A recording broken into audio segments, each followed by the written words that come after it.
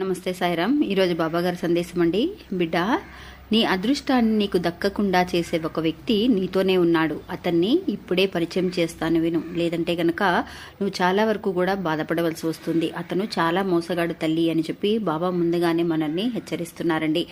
అంటే ఎన్నో రకాలుగా మనం అదృష్టం కోసం ఎదురు చూస్తూ ఉంటామండి. ఒక అదృష్టం అనేది మనల్ని వెతుక్కుంటూ వచ్చే సమయానికే మనకి ఎవరో ఒకళ్ళ వల్ల ప్రాబ్లం అనేది వస్తుంది. అది బయట వాళ్ళైనా కావచ్చు, తెలిసిన వాళ్ళైనా కావచ్చు, ఎవరైనా కావచ్చు. అలాంటి ఒక వ్యక్తి మనతోనే ఉన్నాడు అనంటే మనం వాళ్ళ దగ్గర నుంచి బయటపడాలి అనంటే ఏం చేయాలి? అది ఎవరు అనంటే ఒక చిన్న ఎగ్జాంపుల్ చెప్తానండి.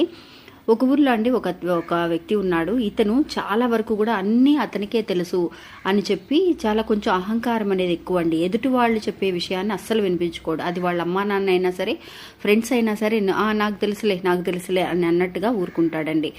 అలా నెగ్లెక్ట్ చేస్తాడనమాట. అలాంటి సమయంలో అతనికి ఒక మంచి ఆఫర్ అనేది వస్తుందండి. ఇతను ఒక జాబ్ చేస్తున్నాడండి. అతనికి ఒక మంచి బిజినెస్ గురించి ఒక మంచి ఆఫర్ అనేది వస్తుంది. అది చెప్పడం కోసమే వాళ్ళ అమ్మా నాన్న, ఫ్రెండ్స్ ప్రయత్నిస్తూ ఉన్నారు. అయినా సరే అది అతను పెడచెవన పెట్టేస్తూ ఉంటాడు. అది కానీ అతను విని నిజంగా ఫాలో అయ్యి ఉంటే నిజంగా మంచి ఒక అదృష్టం అనేది అతనికి కలిగి ఉండేదండి.